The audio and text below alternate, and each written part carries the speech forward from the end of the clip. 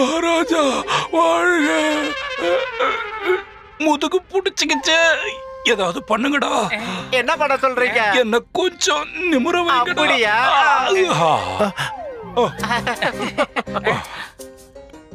குருதேவா, உங்களுக்கு ஒண்ணும் ஆகலையே?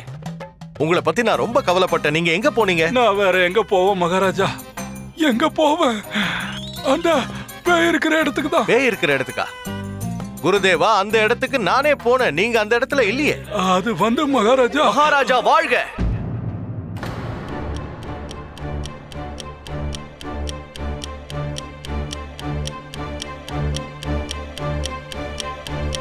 போச்சா? இன்னொரு பதவியாவது கிடைக்கும் நினைச்சோம், அதுவும் போச்சு. பண்டிதனே ராமகிருஷ்ணா, குருதேவரோட சேர்ந்து நீயும் வந்து சேர்ந்துட்டியா? மகாராஜா, நான் ஆச்சாரியார் கூட திரும்பி வரல. சொல்ல போனா அவர்தான் என் கூட வந்திருக்காரு. இதுல என்ன இருக்கு? ரெண்டுமே ஒண்ணுதானே. நீ என் கூட வந்தா என்ன, நான் கூட வந்தா என்ன? பண்டிதனே ராமகிருஷ்ணா, குருதேவரை நல்லபடியா நீ இங்க திரும்ப கொண்டு வந்து சேர்ப்பேங்கிற நம்பிக்கை எனக்கு இருந்தது.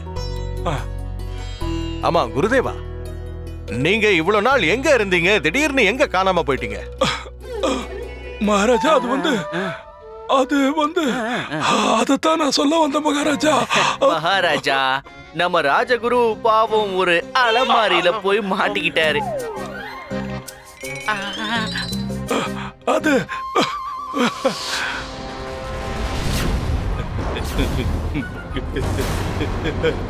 கணி மணி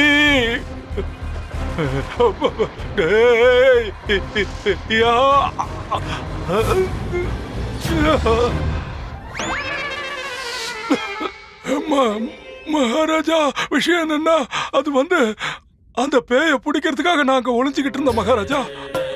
ஆனா துரதிருஷ்டவசமா அலமாரியோட கதவுகள் மூடிடுச்சு. அதனால நான் அதுல மாட்டிக்கிட்டேன். இல்லன்னா மகாராஜா, அந்த கெட்ட ஆவிய நான் அந்த நேரமே என்னோட மந்திர சக்தியால பஸ்பமாக்கி இருப்பேன். பாத்தியா, இந்த கிழமை எப்படி வாய்க்குசாம போய் சொல்லிக்கிட்டு இருக்கானே. அதனாலதானே இவரோட பொழப்பு இவ்வளவு நாளா நடந்துகிட்டு இருக்கு.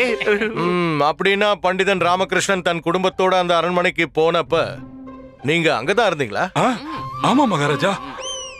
மகாராஜா, அது வந்து நான் அப்போ பண்டிதர் ராமகிருஷ்ணனையும் அவரோட குடும்பத்தையும் கூப்பிடுறதுக்கு ரொம்ப முயற்சி பண்ணேன். ஆனா என்ன பண்றது, அந்த நேரம் பார்த்து என்னோட தொண்டை கட்டிடுச்சு. என்னோட கெட்ட நேரம் தான் சொல்லணும். இவங்க எல்லாம் சேர்ந்து அங்க அடிச்ச கூத்துல நான் கத்துனது இவங்களுக்கு கேட்கவே இல்லை. மகாராஜா, ஒருவேளை நான் கத்துனது இவங்களுக்கு கேட்டிருந்து இவங்க வந்து கதவை திறந்திருந்தா நான் அந்த கெட்ட ஆவிய அங்கேயே பஸ்பமாக்கி இருப்போம் மகாராஜா. நீங்க நிச்சயமா பண்ணிருப்பீங்க குருதேவா. ஆனா நானே நேரடியா அங்க வந்தனே, அப்பவும் நீங்க அந்த அலமாரியில தான் இருந்தீங்க. அப்ப கூட நீங்க என்ன ஏன் கூப்பிடல? மகாராஜா, மகாராஜா,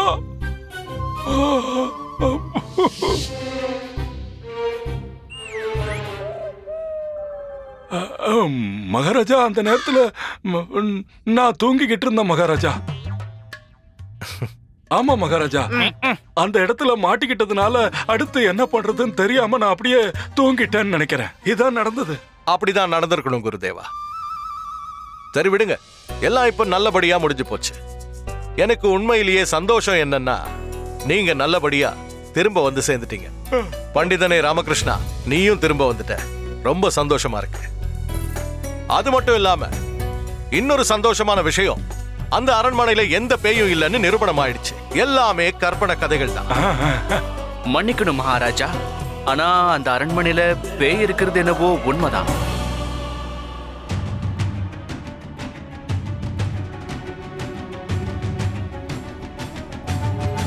ஆமா மகாராஜா, அந்த அரண்மனை கெட்ட ஆவிகளால பாதிக்கப்பட்டிருக்கு. பண்டிதனே ராமகிருஷ்ணா, நீ என்ன சொல்ற? நானே உன் கூட அந்த அரண்மனைக்கு வந்து பார்த்தேன்ல. மூல முடுக்கெல்லாம் தேடினதுக்கு அப்புறம் உறுதியா தெரிஞ்சது, அங்க எந்த ஒரு பேயும் கிடையாது. அப்படி இருந்தும் இப்ப வந்து அங்க பேய் இருக்குன்னு சொல்லிக்கிட்டு இருக்க. ஏன் இப்படி புரியாம எல்லாரையும் குழப்பிக்கிட்டு இருக்க? மகாராஜா, நான் உண்மைதான் சொல்றேன். நான் உங்களை குழப்பணுங்கிறதுக்காக அப்படி சொல்லல. ஏன்னா நான் ஒரு தடவை இல்ல 2 தடவை அந்த பேயை நேரடியாவே சந்திச்சிருக்கேன். என் கண்ணால பார்த்தேன். நேத்து ராத்திரி கூட நான் அதை பார்த்தேன் மகாராஜா. அந்த அரண்மனைக்கு போனப்போ மகாராஜா, பயத்துல அந்த பேயை பார்த்ததும் நான் மயங்கி விழுந்துட்டேன். எனக்கு எதுவுமே ஞாபகம் இல்ல. காலையில தான் நினைவு திரும்பிச்சு. ஆனா அந்த அரண்மனையில இருந்து வெளியில வரும்போதுதான் ஒரு விஷயத்தை கவனிச்சேன்.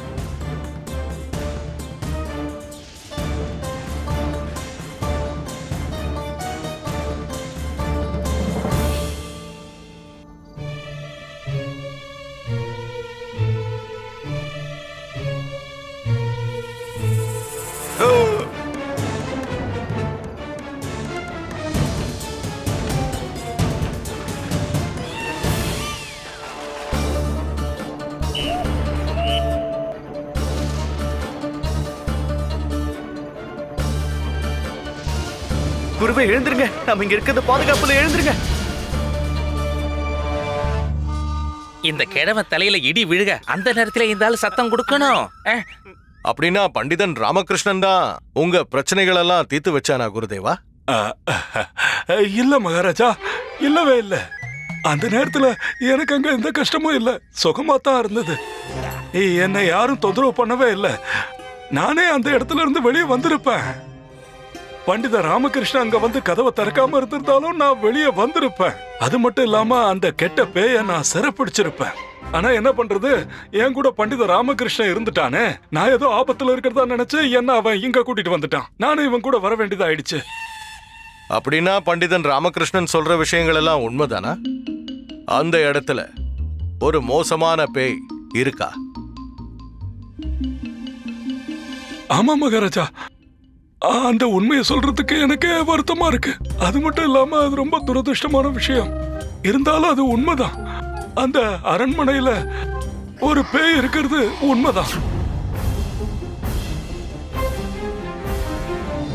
ஆனா நீங்க கவலைப்படாதீங்க மகாராஜா, நான் இருக்கேன்ல. நான் ஒரு நல்ல தீர்வு சொல்றேன்.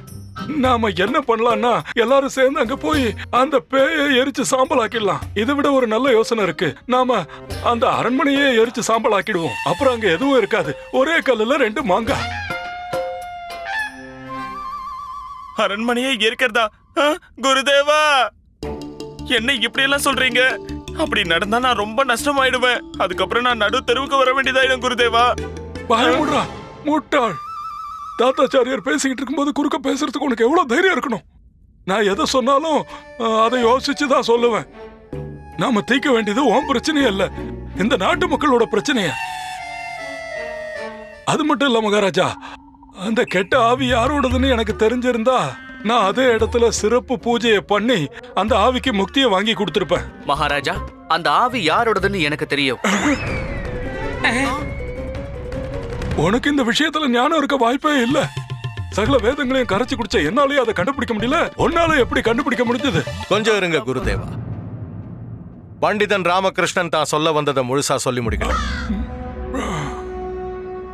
உண்மையிலேயே இவனுக்கு அந்த விஷயத்தை பத்தி தெரியும்னா அந்த பேய் யாருங்கிறத நானும் இப்ப தெரிஞ்சுக்க விரும்புறேன். மகாராஜா, நீங்க முதல்ல ஒரு விஷயத்தை கண்டிப்பா தெரிஞ்சுக்கிட்டே ஆகணும். அந்த அரண்மனை ஜமீன்தார் வெங்கட்ரமணனுக்கு சொந்தமான அரண்மனை. வெங்கட்ரமணனா? பல ஏழைகளுக்கும் ஆதரவு இல்லாதவங்களுக்கும் உதவி செஞ்சாரே அவரா? ஆமா மகாராஜா. ஓ, அந்த வெங்கட்ரமணாவா? அவரு ரொம்ப நல்லவராச்சே. சுத்தி இருக்கிறவங்கள ரொம்ப அன்பா பாத்துக்குவாரு. அதோட நிறைய தான தர்மங்கள் வேற பண்ணுவாரு. பாவம், அவரோட பாதி பணத்தை இந்த ஆளு தான் ஏமாத்தி ஏப்ப விட்டுட்டான். ஆமா மகாராஜா, இப்ப அந்த அரண்மனையில சுத்திக்கிட்டு இருக்கிறது ஒரு பெண்ணோட ஆவி. அவங்க ஒரு நர்த்தகி. அவங்களுக்கும் வெங்கட்ரமணனுக்கும் தவறான ஒரு உறவு இருந்ததா சொல்றாங்க.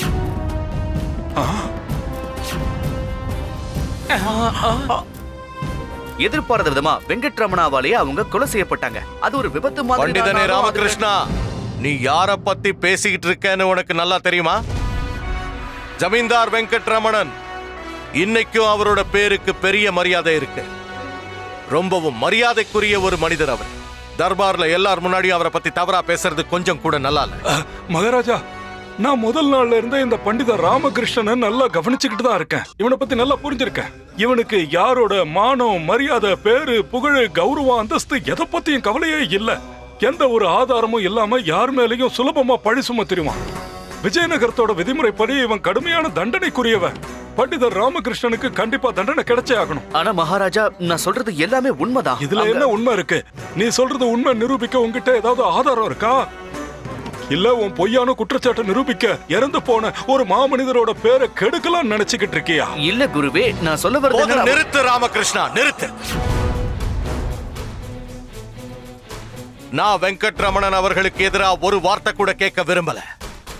அவர் ஒரு நல்ல மனிதர். அப்படிப்பட்டவரை பத்தி அவதூறா பேசுறதை என்னால ஏத்துக்க முடியாது. இதுக்கு உங்களுக்கு ஆதாரம் தேவைப்பட்டுச்சுன்னா அப்ப வெங்கட்ரமணனோட குடும்பத்தை இந்த அரசவைக்கு வர சொல்லுங்க. ஏன்னா அவருடைய சொந்த மகன்கள் தான் இந்த விஷயத்தை பத்தி என்கிட்ட சொன்னாங்க. பாத்தீங்களா மகாராஜா, கொஞ்ச நேரத்துக்கு முன்னாடி வெங்கட்ரமணாவை பத்தி அவதூறு பரப்புனது பத்தாதுன்னு இப்ப அவர் மகன்களோட பேரை கெடுக்க முயற்சி பண்றான். சரி மகாராஜா, கூப்பிடுங்க. வெங்கட்ரமணாவோட குடும்பத்தினரை அரசவைக்கு வர சொல்லி இப்பவே உத்தரவு போடுங்க. நானும் பார்க்கணும்னு விரும்புறேன். ஏன்னா காலமான ஒரு புண்ணிய ஆத்மாவை பத்தி எல்லாரும் முன்னாடியும் அவதூறா பேசுறதுக்கு இவனுக்கு எப்படி மனசு வந்ததுன்னு நானும் பார்க்கணும். மகாராஜா, அந்த நேரத்துல கனிமணி கூட என் கூட தான் இருந்தாங்க. சொல்லுங்க கனிமணி, வெங்கட்ரமணனை பத்தி அவங்க என்கிட்ட அப்படித்தானே சொன்னாங்க, நீங்க கேட்டீங்கல்ல? மன்னிச்சிருங்க மகாராஜா, நாங்க சாப்பிட்டுக்கிட்டு இருந்தோமா, இவங்க என்ன பேசுனாங்கன்னு நாங்க கவனிக்கவே இல்ல. 2 நாள் நாங்க தொடர்ந்து பயணம் பண்ணதுனால எங்க காது நல்லா அடைச்சிக்கிச்சு மகாராஜா. அதனால எங்களுக்கு எதுவும் சரியா கேட்காம போயிடுச்சு. வெங்கட்ரமணன் அவர்களோட குடும்பத்தாரை இங்க கூட்டிட்டு வாங்க. இங்க பார் ராமகிருஷ்ணா, வெங்கட்ரமணன் அவர்களை நீ தர்பார்ல எல்லார் முன்னிலையிலையும் அவமானப்படுத்தினதுனால அவங்க குடும்பத்தார் இங்க வந்து சேர்ந்த உடனே நீ சொன்னதையெல்லாம் நிரூபிச்சாகணும். ஒருவேளை நீ சொன்னது உண்மை இல்லைன்னு தெரிஞ்சதுன்னா நிறைஞ்சிருக்கிற இந்த தர்பார்ல அவருடைய குடும்பத்தார் கிட்ட நீ மன்னிப்பு கேட்கணும். எனக்கு சம்மதம் மகாராஜா.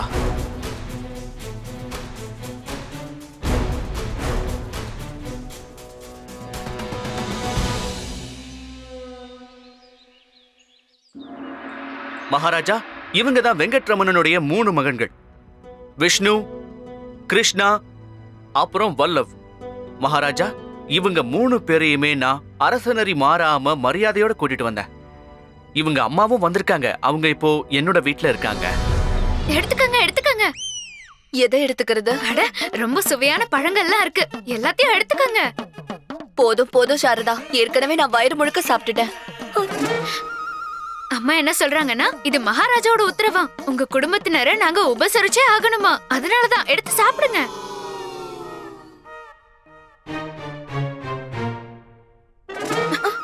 இப்ப என்ன கேக்குறாங்கன்னா, நீங்க ஏன் அடிக்கடி வாசப்படியே பாத்துட்டு இருக்கீங்க? உங்க பசங்க யாரும் குழந்தைங்க கிடையாது, எல்லாரும் அரசபைக்கு தான் போயிருப்பாங்க, வந்துருவாங்க. ஆனா அதுல பிரச்சனை என்னன்னா, அவங்க போயிருக்கிறது ராமா கூட.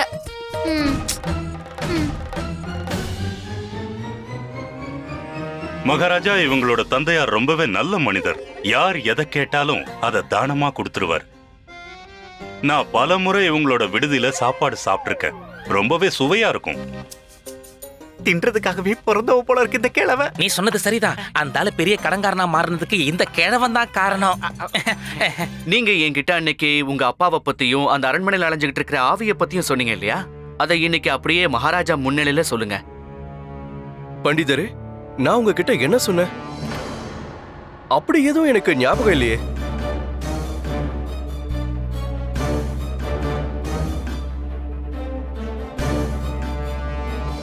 என்ன திடீர்னு இப்படி கேக்குறீங்க? அன்னைக்கு நீங்க தானே என்கிட்ட சொன்னீங்க, உங்க அப்பா ரமணனுக்கும் அந்த நர்த்தகி சுப்ரதா. யார் அந்த சுப்ரதா? பண்டிதரே, நீங்க எதை பத்தி பேசுறீங்கன்னே தெரியல. அப்படிலாம் நாங்க எதை பத்தி சொல்லல. அட, நான் அன்னைக்கு உங்களை சந்திக்கிறதுக்காக உங்க விடுதிக்கு வந்தேங்கிறதாவது ஞாபகம் இருக்கா இல்லையா? நல்லா ஞாபகம் இருக்கு, நீங்க வந்திருந்தீங்க. நாம ஒன்னா உட்கார்ந்து சாப்பிடும் போது அரண்மனையில இருக்கிற அந்த பேயை பத்தி நான் உங்ககிட்ட கேட்கும்போது, ஒரு பொண்ணுக்கும் உங்க அப்பாவுக்கும் தப்பான உறவு இருந்ததாலதான் அந்த பொண்ணு எதுக்காக நீங்க தேவையில்லாம உளறிட்டு இருக்கீங்க பண்டிதரே? எங்களை கூட்டிட்டு வந்து நீங்க அவமானப்படுத்துறீங்களா? நீங்க எங்க கிட்ட என்ன கேட்டீங்க? வாங்கின கடனுக்கு பதிலா அரண்மனை கொடுத்தீங்களான்னு கேட்டீங்க. அதுக்கு நாங்க ஆமா உண்மை தானே சொன்னோம். அதை விட்டுட்டு நாங்க சொல்லாததான் சொல்லிக்கிட்டு இருக்கீங்க. என்ன இப்படி மாத்தி? போதும் பண்டிதர் ராமகிருஷ்ணா, இதுக்கு மேல பொறுத்துக்க முடியாது. இவங்க அப்பாவை அவமானப்படுத்தினதுக்காக மன்னிப்பு கேளு. இல்ல ஆச்சாரியாரே, என்னால மன்னிப்பு கேட்க முடியாது.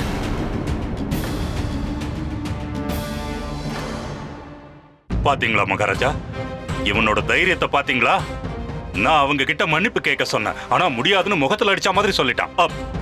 மகாராஜா, நீங்க எதுவும் பேசாம அமைதியா இருக்கீங்க? பண்டிதனே ராமகிருஷ்ணா, ஏன் முன்னாடி உன்னால எந்த ஆதாரத்தையும் கொடுக்க முடியல. நீ மன்னிப்பு கேட்டுதான் ஆகணும்.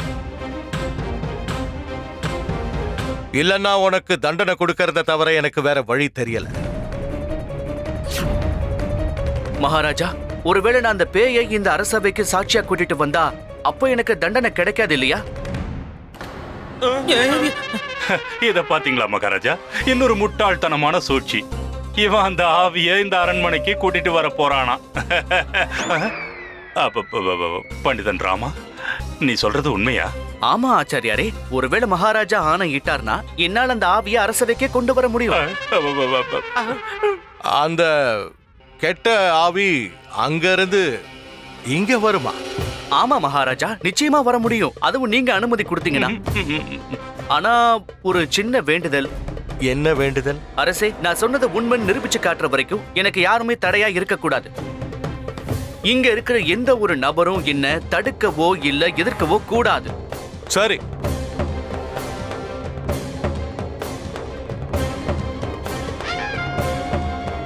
அந்த பேய இங்க வரவழைக்க உனக்கு நான் அனுமதி கொடுக்கிறேன். மகாராஜா, அதே மாதிரி இந்த அரசவை இருட்டா இருக்கணும்னு இன்னொரு வேண்டுதலையும் நான் வைக்கிறேன். இங்க எரிஞ்சுகிட்டு இருக்கிற எல்லா விளக்குகளையும் அணைச்சு வைக்கணும். சூரிய வெளிச்சம் கூட ஊடுருவாத மாதிரி அடைச்சு வைக்கணும். எதுக்கு? ஆச்சாரியாரே, பேய்களுக்கு இருட்டா இருந்தா தானே ரொம்ப பிடிக்கும். அப்புறம் பாத்தீங்களா மகாராஜா, ஆச்சாரியார் என்ன தடுத்து நிறுத்துறாரு. இல்ல மகாராஜா, நான் என்ன பத்தி கவலைப்படல. இங்க இருக்கிற மத்தவங்களை பத்தி தான் எனக்கு கவலையா இருக்கு.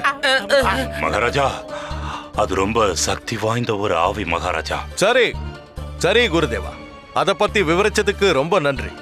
நீங்க எல்லாரும் அவங்க வாளை உங்க உரையில இருந்து வெளியேடுங்க. ஏதாவது பிரச்சனையோ ஆபத்தோ வந்தா உங்க வாளை பயன்படுத்துறதுக்கு யோசிக்கவே யோசிக்காதீங்க.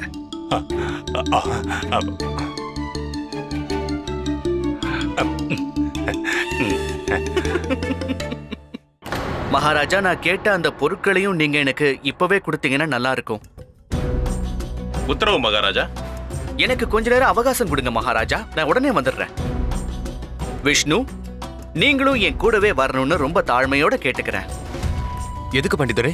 மகாராஜா, இந்த விஷ்ணு உங்க உத்தரவை மீறி செயல்படுறாரு. பண்டிதர் ராமகிருஷ்ணன் என்னென்ன செய்ய சொல்றாரோ அதை நீங்க செஞ்சாகணும்.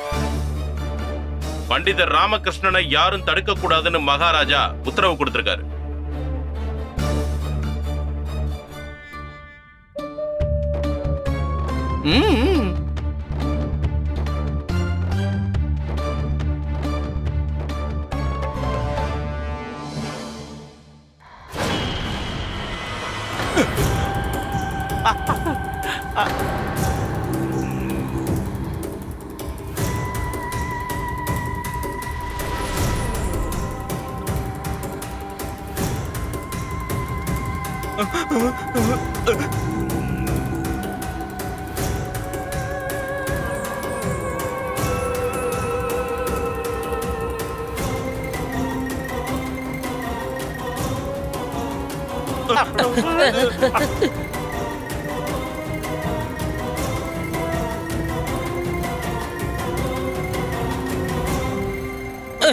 கடவுளே, நாம அந்த அரண்மனையில பார்த்த அதே பேய் இங்க வந்துகிட்டு இருக்க.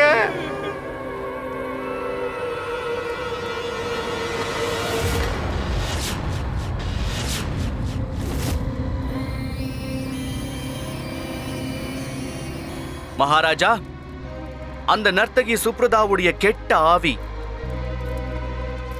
இதோ நிக்குது பாருங்க.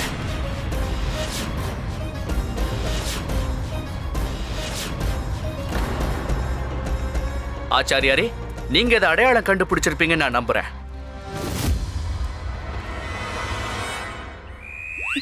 தூக்கிக்கங்க தூக்கிக்கங்க. ஐயோ, பழங்களே இல்ல, உங்களை நீங்களே தூக்கிக்கங்க. அரசவையில பெரிய பிரச்சனை நடக்குது. உங்க 3 பசங்களும் சேர்ந்து பெரிய பேய் நாடகம் நடத்தி ஊரையே ஏமாத்துறாங்களாம். மகாராஜா அவங்க எல்லாருக்கும் மரண தண்டனையை கொடுத்துட்டாராம். இனியும் உட்கார்ந்துட்டு இருக்கீங்க, அரசவைக்கு ஓடுங்க, இல்லன்னு வைங்க மரண தண்டனை. இல்ல இல்ல இல்ல இல்ல மகாராஜா, உங்களை விட்டுருங்க மகாராஜா.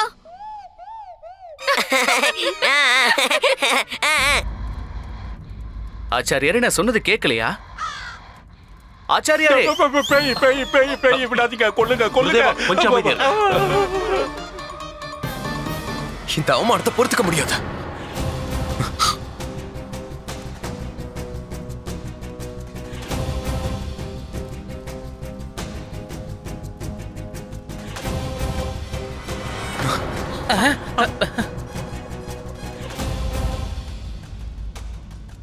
பண்டிதர் ராமகிருஷ்ணா, நீங்க சொல்றது எல்லாமே போய். மகாராஜா, இதோ நிக்கிறாரே உங்க பண்டிதர், அவர்தான் இந்த மாதிரி பெண் வேஷத்தை போட வச்சாரு. இந்த உருவத்துல இருந்தா யாருக்கா இருந்தாலும் என்ன பார்க்கும்போது பேய் மாதிரி தான் தோணும். மகாராஜா, இதெல்லாம் என்ன வேடிக்கை? மகாராஜா, நான் நினைச்சது சரியா போச்சு. எனக்கு சந்தேகமா தான் இருந்தது. சொல்ல போனா நான் இப்போ ஆச்சரியத்துல இருக்கேன். இதெல்லாம் சின்ன புள்ளத்தனமால இருக்கு. மகாராஜா, ஒருவேளை பண்டித ராமகிருஷ்ணன் ஜமீன்தார் வெங்கட்ரமணா அவர்களை அவமானப்படுத்தினது பத்தலன்னு நினைக்கிறேன். அதனாலதான் இப்படி அவரோட மகன்களை தர்பார்ல அவமானப்படுத்திக்கிட்டு இருக்கான். அது மட்டும் இல்லாம அவங்கள ஒருத்தருக்கு பெண் வேடம் போட்டு அவர் கூட ஆவி விளையாட்டு விளையாடினது மட்டும் இல்லாம பொய்யான குற்றச்சாட்டை சுமத்தி இருக்கான். மகாராஜா, உங்க உத்தரவுப்படி நாங்க இந்த விஜயநகருக்கு வந்தோம். உங்களுடைய தரிசனமும் கிடைச்சது, அதை நாங்க பாக்கியமா நினைக்கிறோம். ஆனா மகாராஜா, இப்படி ஒரு அவமானத்தை எங்க வாழ்க்கையில நாங்க பட்டதே இல்ல. என்ன பண்டிதர் இது? உங்களை நாங்க எங்க விடுதலை எந்த அளவுக்கு மரியாதையா கவனிச்சோம். எவ்வளவு அன்பா உங்களுக்கு உணவு பரிமாறணும். அதுக்கு பதிலா எங்களுக்கு நீங்க இப்படியா பண்ணுவீங்க? பழி சுமத்துறதுக்கு முன்னாடி கொஞ்சம் யோசிச்சாவது பார்த்திருக்கலாம். அந்த அரண்மனைக்கும் எங்க வீட்டுக்கும் ரொம்ப தூரம் இருக்கு பண்டிதரே. ஒருவேளை நாங்க இந்த நாடகத்தை மட்டும் பண்ணிருந்தோம்னா எங்களால அந்த அரண்மனைக்கு அவ்வளவு சீக்கிரமா எப்படி வந்திருக்க முடியும் மகாராஜா? அதுக்கான சாத்தியமே இல்ல. ஆனா விஷ்ணு, நீங்க போதும் பண்டிதனே ராமகிருஷ்ணா, உன்னுடைய இந்த செயல் ரொம்ப துச்சமா இருக்கு. உன்கிட்ட இருந்து இதை நான் எதிர்பார்க்கல. மகாராஜா, பண்டிதன் ராமகிருஷ்ணன் சொன்ன கதைப்படி அவனால இந்த அரண்மனையில எதையுமே நிரூபிக்க முடியல. கொஞ்ச நேரத்துக்கு முன்னாடி விருந்தாளிகளையும் என்னையும் உங்களையும் அவமானப்படுத்திட்டான். இறந்து போன ஒரு நல்ல மனுஷனையும் அவமானப்படுத்திட்டான். அவரோட மகன்களை தர்பாருக்கு கூப்பிட்டு தலகுனிய வச்சிட்டான். இது தண்டனைக்குரிய குற்றம் மகாராஜா. இந்த பண்டித ராமகிருஷ்ணனுக்கு கடுமையான தண்டனை வழங்குமாறு நான் வேண்டி கேட்டுக்கிறேன். பண்டிதனே ராமகிருஷ்ணா, நீ இந்த தர்பார்ல ஆடின நாடகத்தினாலையும் வெங்கட் ரமணனோட குடும்பத்தை அவமானப்படுத்தினதுனாலையும் எனக்கு வேற வழி இல்லாம செஞ்சுட்ட. மந்திரியாரே, மகாராஜா, பண்டிதன் ராமகிருஷ்ணனை இப்பவே இந்த கணமே கைது செய்யுமாறு உத்தரவிடுறேன்.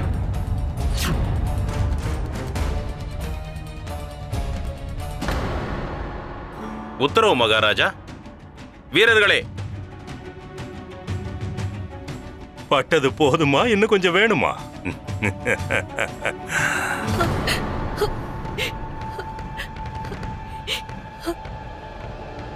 நில்லுங்க மகாராஜா.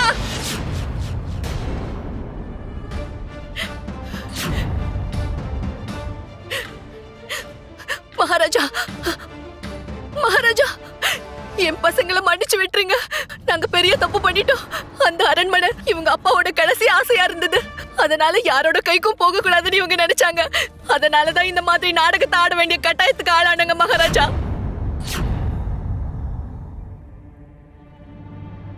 இவங்களை மன்னிச்சு விட்டுருங்க மகாராஜா. கொஞ்சம் அமைதியா இருங்க. வாய மூடு. நான் எத்தனை தடவை படிச்சு சொன்னேன் இதெல்லாம் வேண்டான்னு. நான் சொன்ன பேச்ச நீ கேட்டியா? ஒரு நாள் பிரச்சனையில மாட்டி போன்னு சொன்னல. நீ மாட்டிக்கிறது மட்டும் இல்லாம வல்லாவையும் கிருஷ்ணாவையும் கூட சேர்த்து மாட்டி விட்டுருக்க மகாராஜா. என் பசங்களோட எண்ணம் தப்பானது இல்ல மகாராஜா. அவங்கள மன்னிச்சு விட்டுருங்க மகாராஜா. அவங்கள மன்னிச்சு. நீங்க என்ன சொல்ல வரீங்களோ அதை தெளிவா சொல்லுங்க.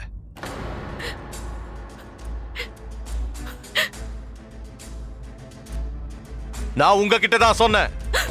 சொல்லிடுறேன் மகாராஜா, கண்டிப்பா சொல்லிடுறேன்.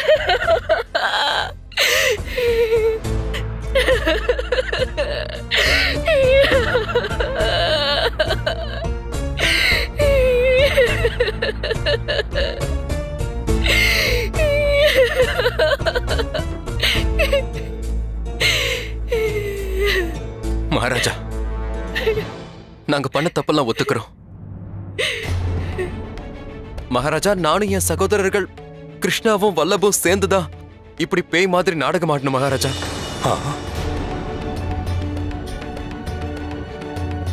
பண்டிதர் சொன்ன எல்லாமே உண்மைதான். ஆனா நான் என் அப்பாவை பத்தி சொன்ன எல்லாமே கட்டுக்கதை தான். அதுல எந்த ஒரு உண்மையும் இல்ல மகாராஜா. இந்த பண்டிதரை பயமுறுத்துறதுக்காக தான் நாங்க இப்படியெல்லாம் பண்ணோம். அந்த அரண்மனையில ஆவி நடமாட்டம் இருக்குன்னு அவர் முழுசா நம்ப வைக்கிறதுக்கு முயற்சி பண்ணிட்டு இருந்தோம். ஆனா கடைசியில இப்படி ஆயிடுச்சு மகாராஜா. மகாராஜா, நாங்க ஏன் இப்படி எல்லாம் பண்ணனா கங்காராவோட கடனை அடைக்கிறதுக்காக தான்.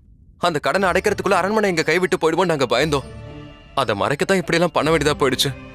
எங்களோட எல்லா தப்புகளையும் பண்டிதர் வெளிச்சத்துக்கு கொண்டு வந்துட்டாரு. எங்களை தயவு செஞ்சு மன்னிச்சிருங்க மகாராஜா. பண்டிதனை ராமகிருஷ்ணா, அந்த இடத்துல பேய் வேஷம் போட்டு எல்லாரையும் ஏமாத்திக்கிட்டு வந்தது இந்த விஷ்ணுதாங்கிற விஷயம் உனக்கு எப்படி தெரிய வந்ததுன்னு சொல்ல முடியுமா? மகாராஜா, நான் இவங்க வீட்டுக்கு போனப்போ அங்க நான் கவனிச்சது என்னன்னா, இந்த விஷ்ணு எந்த விதமான பிரச்சனையும் இல்லாம எரியற கறி எடுத்து அடுப்புல போட்டுக்கிட்டு இருந்தாரு. அப்பதான் அந்த பங்களால என்ன பின்னால இருந்து முதுகுல அடிச்ச கை ஞாபகத்துக்கு வந்தது. அதால என் முதுகுல காயமே ஏற்பட்டிருக்கு. நான் அன்னைக்கே உங்ககிட்ட காட்டினேனே மகாராஜா, என் முதுகுல ஏற்பட்ட இந்த காயத்தை பாருங்களேன். சூடா இருக்கிற கல்லையே ஒருத்தர் சுலபமா கையாளுறாருனா அப்ப நிச்சயமா அந்த பங்களால என்ன தாக்குனதும் விஷ்ணுவாதான் இருக்கணும்னு எனக்கு தோணுச்சு. இந்த சந்தேகத்தை உறுதிப்படுத்திக்கிறதுக்காக நானே இவங்க தங்கியிருந்த விடுதியில நெருப்பு மூட்டி விட்டேன். ஆனா யாருக்கும் காயம் ஏற்பட்டக்கூடாதுங்கிறதுல நான் கவனமா இருந்தேன் அரசே. அப்ப விஷ்ணு தீயை கட்டுப்படுத்துறத நான் பார்த்தேன். விஷ்ணு வெறும் கைகளாலேயே அந்த தீயை ரொம்ப சுலபமா அணைச்சுக்கிட்டு இருந்தாரு. அதை பார்த்ததுக்கு அப்புறம் தான் என் சந்தேகம் ஊர்ஜிதமாச்சு. பேயா நடிச்சது விஷ்ணுதான்னு உறுதிப்படுத்திக்கிட்டேன். மகாராஜா, விஷ்ணுவுடைய கைகளுக்கு நெருப்போடைய சூட்டை தாங்கிக்கிற சக்தி இருக்கு. அன்னைக்கு பங்களால ஏதோ கையில ரசாயனத்தை தடவிக்கிட்டு தான் அவர் பின்னாடி இருந்து என் முதுகுல தாக்கி இருக்கணும் இல்லையா? ஆமா. பண்டிதனை ராமகிருஷ்ணா, நீ எதுக்காக அந்த அரண்மனைக்கு மறுபடியும் போன? இதையெல்லாம் இவங்க எப்படி இவ்வளவு தத்ரூபமா செய்யறாங்கன்னு தெரிஞ்சுக்க தான் போயிருந்தேன். நான் நினைச்சது சரியா இருந்தது. அங்க நடக்கிறதையெல்லாம் நான் உன்னிப்பா கவனிச்சேன். எல்லா அசைவுகளையும் தெளிவா கவனிச்சேன். வாச கதவும் ஜன்னல்களும் மெல்லிசான கயிறுகளால கட்டப்பட்டிருந்தது. அதே மாதிரி அலமாரிக்குள்ளேயும் ஒரு நபர் இருந்தாரு. மேல பறந்துகிட்டு இருந்த அந்த துணியையும் யாரோ ஒருத்தங்க இழுத்தாங்க. அப்புறம் அறைக்குள்ள இருந்த அந்த தட்டு காந்த சக்தியுடைய உதவியால முன்னும் பின்னும் தள்ளப்பட்டது. மகாராஜா, இதெல்லாம் எந்தெந்த அறைகள்ல நடந்ததோ அதுக்கெல்லாம் மேல இருக்கிற அறையில இருந்தோ இல்ல அதுக்கு கீழே இருக்கிற ரகசிய பாதையில இருந்தோ ரொம்ப சாமர்த்தியமா அதை கட்டுப்படுத்திருக்காங்க. அந்த அரண்மனையில ரகசிய அறைகள் இருக்குங்கிற விஷயம் சில பேருக்கு மட்டும்தான் தெரியற வாய்ப்பு இருக்கு. இந்த நாடகத்தை நீங்க வெற்றிகரமா நடத்தணுங்கிறதுக்காக வெளியாளுங்க யாராவது உதவி பண்ணிருப்பாங்க இல்லையா? அது உங்க நண்பர்களாவும் இருக்கலாம். பணத்துக்கு ஆசைப்பட்டு அவங்க உங்களுக்கு உதவி செஞ்சிருக்க வாய்ப்பு இருக்கு. ஆமா.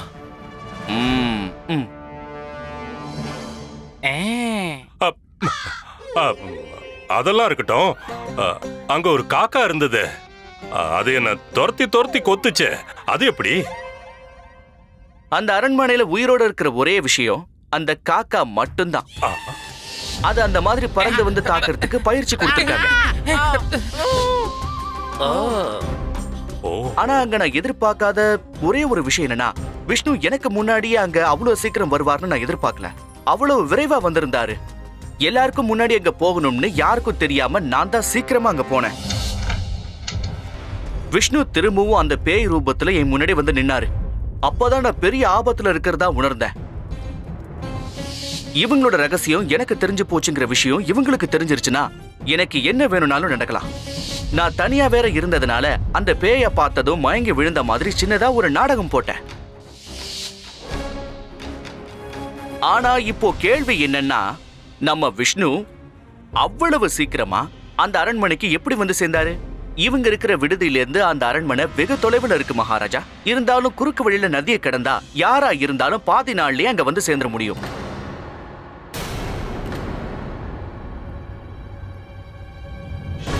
இந்த இடத்துல உங்களுக்கு காயம் ஏற்பட்டிருக்கே, நீங்க ஆத்த கடக்கும் போது முதலைகள் கடிச்சதுனால ஏற்பட்ட காயம் தானே? ஆமா மகாராஜா, இந்த உண்மையெல்லாம் உங்க முன்னாடி நிரூபிக்கணும்னு நினைச்சேன். ஆனா அதுக்கு இந்த குடும்பம் இங்க வர வேண்டியது அவசியம்னு எனக்கு நல்லாவே தெரியும். அதுக்காக தான் இப்படி ஒரு நாடகத்தை ஆடினேன். இந்த அண்ணன் தம்பிங்க குற்றத்தை ஒத்துக்க மாட்டாங்கன்னு எனக்கு நல்லா தெரியும். என்னோட திட்டத்துக்கு ஏத்த மாதிரி மந்திரி யாரும் எனக்கு உதவி பண்ணாரு. அவங்க வாயாலேயே உண்மையை வர வைக்கணும்னு நினைச்சோம். பிரமாதம், ரொம்ப பிரமாதம். பண்டிதர் ராமகிருஷ்ணா, நீ அந்த அரண்மனையோட ரகசியத்தை உடைச்சு அதுல பேய் இல்லைங்கிற உண்மையை நிரூபிச்சுட்ட. ரொம்ப பிரமாதம். ஆனா மகாராஜா, ஒருவேளை நான் அந்த அரண்மனையில மாட்டிக்காம இருந்திருந்தா நானும் பண்டிதர் ராமகிருஷ்ணா செஞ்சதை தான் செஞ்சிருப்பேன் மகாராஜா. நிச்சயமா. இவன் பண்ண காரியத்துக்கு கண்டிப்பா இவனுக்கு என்ன குருதேவா? பரிசு கொடுத்தே ஆகணும் மகாராஜா. இதுக்கு நான் கொடுத்து வச்சிருக்கணும் ஆச்சாரியாரே. இது என்னோட பாக்கியம். நீங்க என்ன பாராட்டி இருக்கீங்களே. பரவாயில்ல, இருக்கட்டும் இருக்கட்டும். நீ அதுக்கு தகுதியானவன் தான் ராமகிருஷ்ணா. நீ இப்ப பண்ணிருக்கிற இந்த காரியம் உண்மையிலேயே பாராட்டுக்குரிய ஒண்ணுதான். ஆனா மகாராஜா, அதுக்கு முன்னாடி நாம ஒரு காரியம் பண்ணியே ஆகணும். உண்மையான குற்றவாளிகளை நாம தண்டிச்சே ஆகணும். வேண்டாம் மகாராஜா, என் பசங்க தெரியாம தப்பு பண்ணிட்டாங்க. ஆனா அவங்க மனசார யாருக்குமே கெடுதல் நினைக்கவே இல்ல மகாராஜா. என் கணவர் ஒரு தான குணம் படைச்சவர்ன்றதுனால அவர் சம்பாதிச்ச பணத்தை எல்லாம் ஏழை மக்களுக்கு தானமா கொடுத்துட்டாரு. அதனால எங்க கிட்ட ஒண்ணுமே இல்ல மகாராஜா. எங்களுக்குன்னு இருந்தது அந்த ஒரு அரண்மனை மட்டும்தான். அது கூட எங்களுக்கு சொந்தம் இல்லாம ஆயிடுச்சு. எனக்கு உறுதுணையா இருக்கிறது என் பசங்க மட்டும்தான். அவங்கள மன்னிச்சு விட்டுடுங்க மகாராஜா. விஷ்ணு, வல்லப், அப்புறம் கிருஷ்ணா, நீங்க 3 பேரும் சேர்ந்து உங்க தந்தையான வெங்கட் ரமணனை ரொம்ப அவமானப்படுத்திருக்கீங்க. நினைக்கும் போதே ரொம்ப வருத்தமா இருக்கு. இதை நான் கொஞ்சம் கூட எதிர்பார்க்கவே இல்லை. மகாராஜா, இது வரைக்கும் நாங்க செஞ்ச எல்லாமே எங்க அப்பாவுக்காக தான் செஞ்சோம். எங்க அப்பாவோட கடைசி ஞாபகமா எங்களுக்கு இருக்கிறது அந்த அரண்மனை மட்டும்தான். எங்களை தயவு செஞ்சு மன்னிச்சிருங்க மகாராஜா. காரணம் என்னவா வேணாலும் இருக்கட்டும், ஆனா நீங்க செஞ்ச தப்புக்கு தண்டனை கிடைச்சே ஆகணும். மந்திரியாரே, உத்தரவு மகாராஜா. இந்த 3 பேருக்கும் அவங்க செஞ்ச குற்றத்துக்காக ஆளுக்கு 10 சாட்டையடி கொடுங்க. உத்தரவு மகாராஜா. மகாராஜா, ஒரு பணிவான வேண்டுகோள். அது என்னன்னு எனக்கு தெரியும் பண்டிதனை ராமகிருஷ்ணா. வல்லப், விஷ்ணு, கிருஷ்ணா வேணும்னே குற்றம் செய்யலன்னு சொல்ல வர. அவருடைய தந்தையான வெங்கட் ரமணன் அவர்கள் செஞ்ச பலவிதமான நல்ல காரியங்களை மனசுல வச்சுக்கிட்டு ரமணன் குடும்பத்தோட அந்த அரண்மனையை இவங்களுக்கே திரும்ப கொடுக்குமாறு நான் இப்ப உத்தரவிடுறேன். இப்போ கங்காராவை பொறுத்த வரைக்கும் அவருக்கு நம்ம அரச கஜானாவில இருந்து அவருக்கு சேர வேண்டிய பணத்தை வட்டியோட திரும்ப கொடுக்க உத்தரவிடுறேன். மகாராஜா கிருஷ்ணதேவராயர் வாழ்க! மகாராஜா கிருஷ்ணதேவராயர் வாழ்க! மகாராஜா கிருஷ்ணதேவராயர் வாழ்க! இன்னொரு விஷயம் பண்டிதனே ராமகிருஷ்ணா, நீ மறுபடியும் ரொம்ப தெளிவா நிரூபிச்சு காட்டியிருக்க. உன்னுடைய அறிவாற்றலை பயன்படுத்தி எந்த ஒரு பிரச்சனையையும் தீர்க்க முடியும் நிரூபிச்சிருக்க. எனக்கு ரொம்ப சந்தோஷமாவும் இருக்கு, ரொம்ப பெருமையாவும் இருக்கு. நீ உண்மையிலேயே நம்ம ராஜ்யத்துக்கு பெருமை சேர்த்திருக்க. இதுக்காக நான் உனக்கு ஒரு பரிசை வழங்க போறேன். மகாராஜா, ஒரு ஆவியை நேருக்கு நேரா சந்திச்சு எனக்கு நானே ஒரு பெரிய பரிசை கொடுத்துக்கிட்டேன். இந்த சம்பவத்துக்கு அப்புறம் பேய்களை நினைச்சு எனக்கு இருந்த பயம் ஒரேடியா என்னை விட்டு போயிடுச்சு. நீங்க உண்மையிலே ஒரு மகான் தான். இருக்கட்டுங்க, பயமுறுத்திட்டாரு அரசே.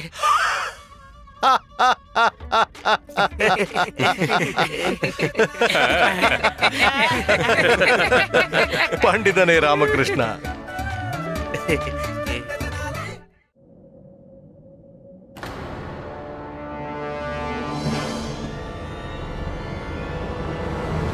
பண்டிதனை ராமகிருஷ்ணா, மகாராஜா, தைரியத்தை இழந்துராத. ஒருத்தர் கூட உயிரோட தப்பிக்க கூடாது. மகாராஜா, நம்ம விரோதிகள் எண்ணிக்கையில் அதிகமா இருக்காங்களே. நம்மள யாராவது ஒருத்தர் உயிரோட திரும்பினாலும் அது அதிசயம் தான். பண்டிதனை ராமகிருஷ்ணா, மகாராஜா, நான் என்ன சொல்ல வரேங்கிறத புரிஞ்சுக்க. இவங்க யாரும் தப்பிக்கவே கூடாது.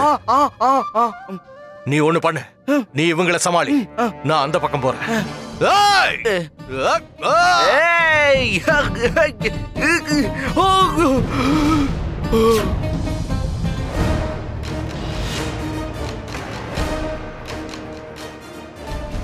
ஹரஹர மகாதேவா! இவங்க எல்லாரையும் கொன்னு குவிங்க. ராஜகுரு, நீங்க நம்ம விரோதிகள் பக்கம் இருக்கீங்களா? நான் உனக்கு விரோதியா இருக்க என்னைக்குமே இருப்பேன். இன்னைக்கு உன்னோட உயிர் என் கையால தான் போக போகுது. என்ன காரியம் பண்றீங்க? அவசரப்படாதீங்க. அது ஈட்டிங்க, விளையாட்டு பொருள் இல்ல. வயசான காலத்துல வீட்டுல இல்லாம போர்க்களத்துக்கு ஏன் வந்தீங்க? உன்னோட இந்த திமிரான பேச்சுக்கு தான் உன்னை நான் அழிக்க போறேன். இன்னியோட உன்னோட அகங்காரம் எல்லாம் அழிய போகுது. ஹரஹர மகாதேவா.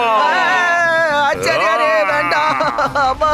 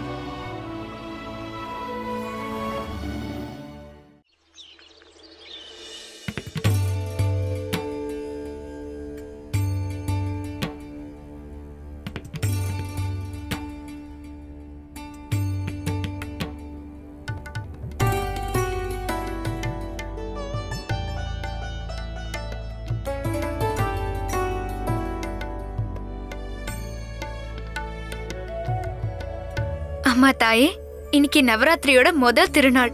என்னோட வேண்டுதலை ஏத்துக்கோங்க. அம்மா துர்கையே, அம்மா சரஸ்வதியே, அம்மா லக்ஷ்மியே, எங்க மேல உங்களோட கருணை எப்பவும் இருக்கணும். எங்க வீட்ல எப்பவும் செல்வத்துக்கு குறை இருக்கவே கூடாது. எது கொடுக்க நினைச்சாலும் தாராளமா அள்ளி கொடுங்க.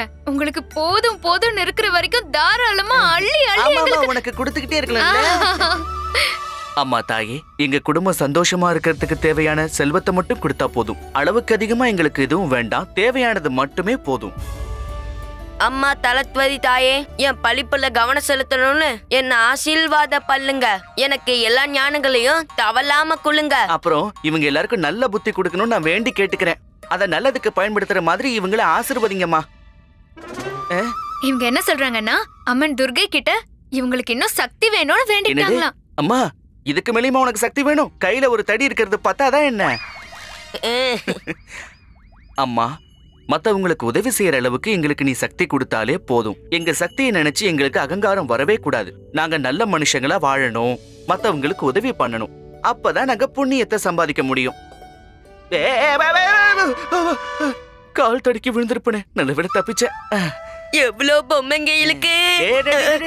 இது ஒண்ணும் விளையாடுறதுக்காக இல்ல. லாமா, பொம்மைலாம் விளையாடுறதுக்கு இல்லனா வேலைக்கு எதுக்கு? குண்டப்பா, இந்த பொம்மைகளை எல்லாம் நவராத்திரி குழுவுக்காக வச்சிருக்காங்க. ஏன் ஆளுக்கு வச்சிருக்காங்க? இது ஒரு பழைய சம்பிரதாயம். இதை வச்சுதான் பெண்களும் சின்ன பசங்களும் விழாவை கொண்டாடுவாங்க. அதாவது நவராத்திரிங்கிற இந்த 9 நாட்கள்ல அம்மன் துர்கை, அம்மன் சரஸ்வதி, அப்புறம் லக்ஷ்மியும் இங்க குடியிருப்பாங்க. இது நடக்கிற வீட்டுல நல்லது நடக்கும். அட, இந்த சம்பிரதாயம் பல காலமா தொடர்ந்து நடந்துகிட்டு தான் இருக்கு. இது நம்ம கலாச்சாரத்தோட பாரம்பரியத்தோட அடையாளம் இல்லையாமா? என்னாச்சு சாரதா? நான் இப்ப ஏதாவது தப்பா சொல்லிட்டேனா? இல்லையே. அப்புறம் உன் மாமியார் ஏன் இப்படி கோச்சுக்கிட்டு போறாங்க? எனக்கு அவங்களோட மனசு ஒண்ணும் புரியாது, செய்கதா புரியும். என்னது? ஒருவேளை இந்த வீட்ல இருந்து உன் கால் எடுத்து வெளியே வச்ச உன் காலை உடைச்சு அடுப்புல வச்சிருவேன். என்னது? அப்படின்னு சொன்னது மட்டும்தான். நான் கோவம் இவங்களோடதுங்க. இன்னைக்கு அம்மா ஒரு கனவு கண்டாங்களாம். அதுல நீங்களும் மகாராஜாவும் யுத்த காலத்துல இருந்தீங்களாம். அப்புறம் தாத்தாச்சாரியாரு உங்க மேல ஈட்டிய எறிஞ்சாராம்.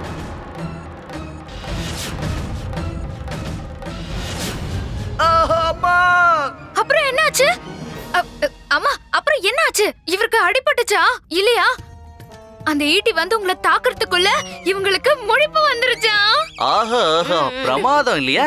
அம்மா, அந்த ஆண்டவன் உனக்கு பூரண ஆயுசு கொடுப்பாமா? நீதானே எனக்கு பாதுகாப்பு. நீ இருக்கிறதால நானும் 100 ஆயுசு வரைக்கும் இருக்க போறேன். அப்படிதானே?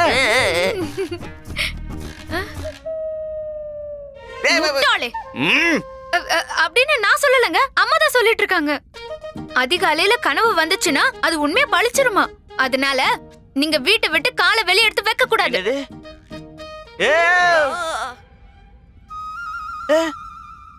ஐயே, என்னம்மா பண்ணிக்கிட்டு இருக்க? திருஷ்டி போட்டு தானே வைக்கிறாங்க, உங்களுக்கு ஒண்ணும் ஆகாதுங்க. திருஷ்டி போட்டு வைக்கிறியா இல்ல கரும்புள்ளி செம்புள்ளி குத்துறியாமா? நான் வீட்டை விட்டே வெளியில போலங்கிறப்போ வெளியில இருக்கிறவங்க திருஷ்டிய மேல எப்படி விழும்? ஒரு வார்த்தை கூட பேசக்கூடாது. இங்கே உட்காந்து பூஜை பண்ணுங்க.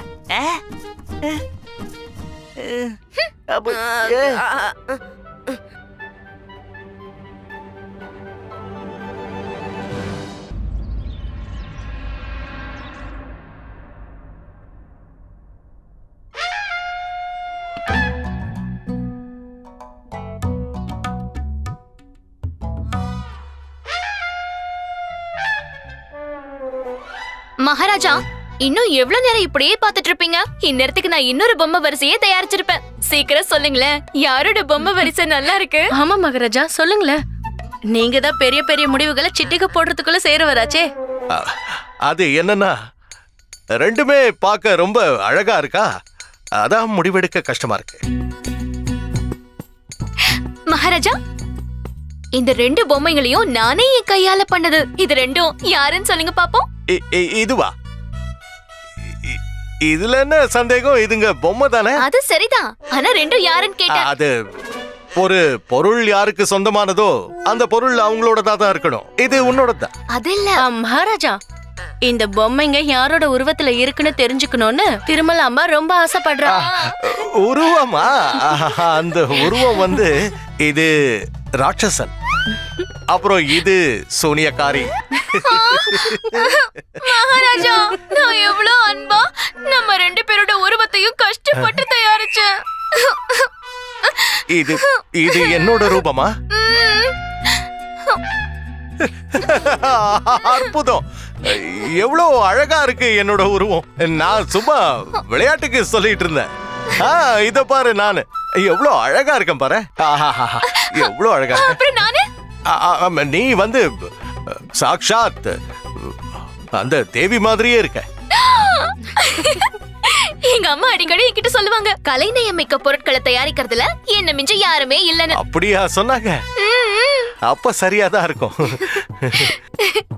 மகாராஜா, இன்னைக்கு நவராத்திரியோட முதல் நாள். உங்களோட வீரமும் உங்களோட புகழும் நாடு முழுக்க பரவ நீங்க தீர்க்காயுசா இருக்க 9 நாட்களும் நான் உங்களுக்காக விரதம் இருக்க போறேன். மகாராணி சின்னாதேவி, நீ என் மேல எவ்வளவு அன்பு வச்சிருக்க. உன்னுடைய அன்புக்கும் பாசத்துக்கும் ஈடு இணையே இல்ல. உன்னை மனைவியா அடைஞ்சதுக்கு நான் கொடுத்து வச்சிருக்கணும். உங்களுக்காக உயிர் தியாகம் பண்றதும் என்ன பொறுத்த வரைக்கும் அது என்னோட பாக்கியம் மகாராஜா. எனக்கும் இந்த பாக்கியம் கிடைச்சாகணும். நானும் உங்க மேல ரொம்ப அன்பு வச்சிருக்கேன். நானும் உங்களுக்காக விரதம் இருக்க போறேன். என்ன? நீ விரதம் இருக்க போறியா? அது இல்ல, அதாவது நீ என் மேல நிறைய அன்பு வச்சிருக்கேன்னு எனக்கு தெரியும். ஆனா அத இப்படியெல்லாம் நிரூபிக்க வேண்டிய அவசியமே இல்ல. நீ எந்த விரதமும். அவளை ஏன் தடுக்கிறீங்க? அவ விரதம் இருக்கட்டும். வெறும் 9 நாள் மட்டும் தானே, கண்ணு மூடி திறக்கிறதுக்குள்ள போயிடும். 9 நாட்களுக்கா? ஆமா, 9 நாள். அதனால இல்ல, நீ கண்டிப்பா விரதம் இருக்கணும். ஒண்ணு மட்டும் ஞாபகம் வச்சுக்கோ, அரண்மனையோட மொட்டை மாடிக்கு மட்டும் போயிடாத. ஏன்? என்னோட அத்தை போயிருந்தாங்க. விரதம் இருந்ததுனால தலை சுத்திடுச்சு. மொட்டை மாடியில இருந்து கீழே விழுந்து நேரா போய் சேர்ந்துட்டாங்க. அவ கீழே விழுந்து எப்படி மேல போனாங்க? அவங்க மேல்லோகத்துக்கு போய் சேர்ந்துட்டாங்கன்னு சொன்ன. உண்மையாவா சொல்றீங்க? அதுக்காக தான் சொல்றேன், இந்த விரதம் எல்லாம் வேண்டாம். இல்ல, நீ விரதம் இருந்தே ஆகணும். அப்புறம் நீங்க ஒரே படுக்கையில படுக்க கூடாது. ஒரு நாளைக்கு ஒரு தடவை மாத்திக்கிட்டே இருக்கணும். ஏன்? ஒரே படுக்கையில படுத்தீங்கன்னா உங்களோட இடுப்பு பிடிச்சுக்கோ இல்லையா? அப்புறம் நீங்க தரையில தான் படுக்கணும். தரையில படுக்கணுமா? 9 நாளைக்கு. ஒரு நாளைக்கு ஒரே ஒரு பழம் மட்டும் தான் சாப்பிடணும். ஒரு பழம். அப்புறம் தண்ணி நீங்க மூக்கு பிடிக்க எவ்வளவு வேணாலும் குடிச்சுக்கலாம். மகாராணி திருமலாம்பா, நீ விரதம் இருக்க போறல்ல? பதில் சொல்லு. சொல்லு, நீ விரதம் இருக்க போறல்ல? பதில் சொல்லு. முடியாது. நான் ஏன் விரதம் இருக்கணும்? நான் மட்டும் இல்ல, என்னோட நிழல் கூட இந்த விரதத்தை இருக்காது. எங்க பரம்பரையிலேயே இது வரைக்கும் யாரும் விரதம் இருந்ததே இல்ல. அப்ப வேண்டுதல் என்ன ஆகுறது சுவாமி? நான் எதுவும் வேண்டிக்கவே இல்லையே. ஆனா நான் வேண்டிக்கிட்டு இருக்கேனே சுவாமி. அப்ப நீயே அந்த விரதத்தையும் இருந்துற. எப்ப பார்த்தாலும் என்ன ஏதாவது ஒரு பிரச்சனையில மாட்டி விடுறதே உனக்கு வழக்கமா போயிடுச்சு. உங்க நகைச்சுவைக்கு ஒரு அளவே இல்ல சுவாமி. வெறும் வேண்டுதல் தான். 9 நாளைக்கு மட்டும் விரதம் இருந்தீங்கன்னா போதும். என்ன 9 நாளா? ஆமா குருஜி, உங்களுக்கு தெம்பு இருந்தா நீங்க 9 மாசம் கூட விரதம் இருக்கலாம். குருமாதர் ரொம்பவே சந்தோஷப்படுவாங்க. உண்மைதான். இல்ல 9 நாள் போதும், அதுக்கு மேல முடியாது. பாத்தீங்களா எங்க குருஜி எப்படி ஒத்துக்கிட்டாருன்னு? இதுல இருந்தா தெரியல எங்க குருஜி உங்க மேல எவ்வளவு அன்பு வச்சிருக்காருன்னு. உங்களை நான் அப்புறமா கவனிச்சுக்கிறேன்டா. ஒரு விஷயம் கேட்கணும் சுவாமி.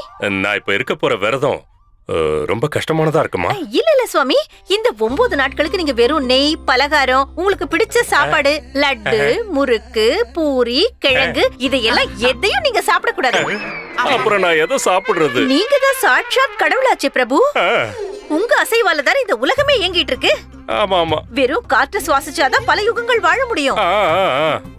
ஆனா எனக்கு ஏதாவது சாப்பிட கிடைச்சதுன்னா. நீங்க விரதம் மட்டும் இருங்க சுவாமி, போதும். நான் தினமும் ஒரு பழத்தை கொண்டு வந்து உங்களுக்கு நான் ஊட்டி விடுறேன். வேண்டாம் வேண்டாம் குருமாதா, அதுக்கெல்லாம் ஒண்ணும் அவசியமே இல்ல. சொன்ன இல்ல எங்க குருஜி உங்க மேல எவ்வளவு அன்பு வச்சிருக்காருன்னு. அதுக்காக எங்க குருஜி அந்த பழத்தை கூட சாப்பிடாம விரதம் இருக்க முடியும். என்ன குருஜி? அதுக்கு பதிலா நான் உண்ண விரதமே இருந்து தொலைக்கிறேன். பாத்தீங்களா குருமாதா, குருஜி தண்ணி கூட குடிக்க மாட்டேன்னு சொல்லிட்டாரு. நான் அப்படி சொல்லல. உண்மையா சொல்றீங்களா சுவாமி? கொஞ்சம் இரு, நான் சொல்ல வரத முழுசா கேட்டுட்டு போ. நில்லு. இங்க வாயே. வாங்கிட்டல, அமைதியா வந்துரு. ஒண்ணு இல்ல, எல்லாம் சரியிடும். என் கதை முடிஞ்சது. தூக்குங்க. எதை தூக்கணுங்கிற? ஐயோ அம்மா அங்கிருந்து தூக்குங்க. நான் என்ன சொன்னாலும் அவங்க அங்க இருந்து எந்திரிக்க போறது இல்லையே. இப்ப என்ன சொல்றாங்கன்னா அவங்க இந்த இடத்தை விட்டு நகரவே மாட்டாங்களாம், ஒரு அடி கூட அசைய மாட்டாங்களாம். ஏன்னா உங்க மேல இவங்களுக்கு சுத்தமா நம்பிக்கையே இல்லையா. இப்ப நான் போய் தானே ஆகணும். ஏற்கனவே ரொம்ப தாமதம் ஆயிடுச்சு. ஒருவேளை நான் நேரத்துக்கு அரசவைக்கு போகலன்னா அந்த தாத்தாச்சாரியார் அவரோட வேலையை காட்டிடுவாரு. உங்களை இந்த அரசு தர்பார்ல இருந்து துரத்தினாலும், இந்த வீட்ல இருந்து துரத்தினாலும், இந்த நாட்டுல இருந்து துரத்தினாலும் நீங்க வெளியே போக கூடாது. பிரளயமே வந்தாலும் பரவாயில்ல, நீங்க இங்க இருந்து போக கூடாது.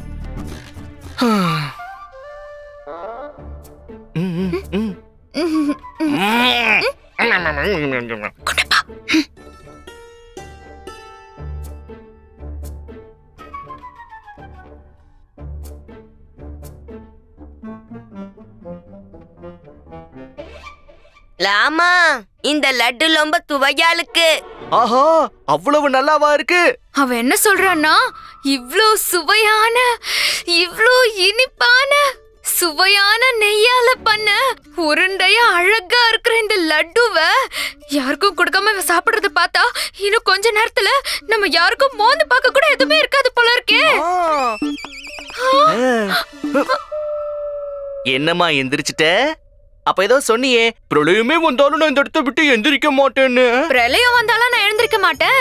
ஆனா விஷயம் லட்டு பத்தில, அதனால எழுந்திருக்க வேண்டியது ஆயிடுச்சு. ஆனாலும் நீ இந்த வீட்டை விட்டு வெளியே போகவே கூடாது, புரிஞ்சுதா? எடுத்துக்கங்க.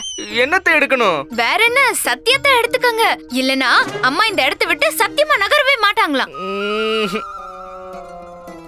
அம்மா, நான் உனக்கு சத்தியம் பண்ணி கொடுக்கறேன். ஒருவேளை நான் இந்த இடத்தை விட்டு நகர்ந்து போனேன்னா அப்புறம் குளிர்ந்த நதியில ஒரு முறை இல்ல 2 முறை இல்ல 10 தடவை முழுகி எழுந்திருக்கிறேன். போதுமா? மா, அவர்தான் சத்தியம் பண்ணிட்டாருல, நீங்க போய் லட்டுவை சாப்பிடுங்க. இல்லனா எல்லாமே காலியாயிடும். போய் சாப்பிடு சாப்பிடு சாப்பிடு. சாரதா, நான் இன்னைக்கு அரசவைக்கு போயே ஆகணும். இப்பதானே போக மாட்டேன்னு சத்தியம்லாம் பண்ணீங்க. எடுத்த சத்தியத்தை உனக்கே எடுத்து வச்சுட்டேன். வீட்டுக்கு வந்ததுக்கு அப்புறம் எடுத்து வச்சுக்கிறேன், சரியா? இப்ப அரசவை கிளம்புறேன், வரட்டுமா? நேரமாச்சே.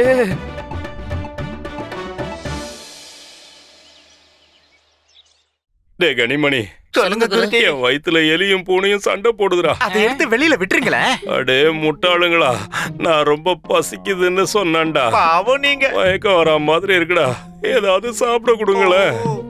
ஆஹா, இதோட என் கதை முடிஞ்சிடும் போல இருக்க. ஏதாவது சாப்பிட்டே ஆகணும்.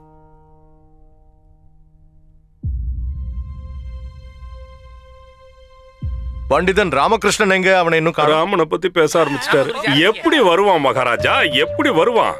பண்டிதன் ராமகிருஷ்ணா அவனோட கடமைகளை பத்தி சுத்தமா மறந்துட்டான். அவன் மனம் போன போக்குல போய்கிட்டு இருக்கான். பார்த்தல, மயக்க வர நிலையில கூட நம்ம குருஜி அந்த பண்டிதரை போட்டு கொடுக்கறதுக்கு மறக்கவே மாட்டாரு. சரியா சொன்ன. மகாராஜா வாழ்க. அடடே, வா வா வா வா, உனக்காக தான் எல்லாரும் காத்துக்கிட்டு இருக்கோம். நீ தாமதமா வந்ததுக்கான ஏதாவது ஒரு முட்டாள்தனமான காரணம் இருக்குமே, அதை சொல்லு. மன்னிக்கணும் மகாராஜா, வர கொஞ்சம் தாமதம் ஆயிடுச்சு. அதுக்கு காரணம் என்னன்னு சொல்லுங்க. எங்க குருஜி அதுக்கு என்ன பண்ணணும்னு சொல்லுவாரு.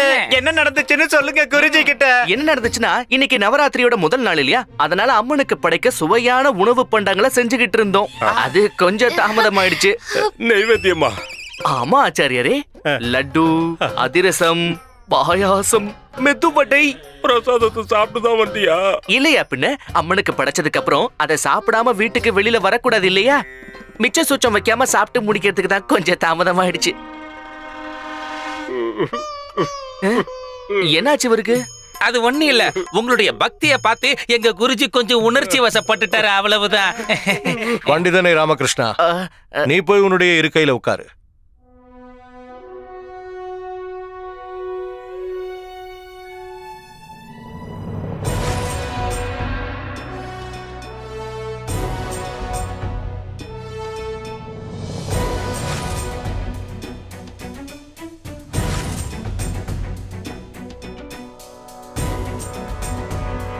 ராஜகுமாரன் அச்சுதன்?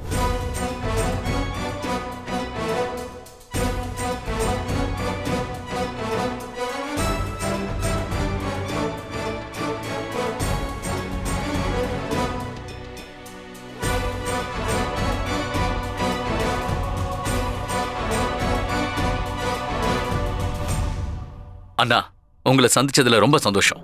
இந்த தருணத்துக்காக நான் ரொம்ப நாளா காத்துக்கிட்டு இருந்தேன். நானும் தான். உனக்கு ஒப்படைச்ச கடமைகளை நீ ரொம்ப பொறுப்பா நிறைவேற்றிக்கிட்டு வர. என்னுடைய பாதி சுமையை நீ இறக்கி வச்சிட்ட. நவராத்திரி திருவிழா சமயத்துல வந்திருக்க. ரொம்ப சந்தோஷமா இருக்கு. உன்னை பத்தி நினைச்சு பார்க்காத நாளே இல்லை.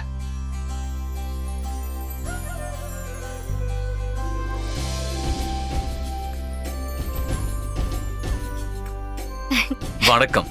உங்களை அன்போட வரவேற்கிறோம். உங்களுக்காக நான் சில பரிசுகளை கொண்டு வந்திருக்கேன். தயவு செஞ்சு இதை ஏத்துக்கோங்க. ரொம்ப ரொம்ப நன்றி. சந்தோஷம். உங்களோட ஆசனத்துல உட்காருங்க. மிக்க நன்றி. ராஜகுமாரா, பரிசுகள் அந்நியார்களுக்கு மட்டும்தானா? அப்படியெல்லாம் எதுவும் இல்லை அண்ணா. நான் உங்களுக்காகவும் கொண்டு வந்திருக்கேன். என்ன கொண்டு வந்திருக்க?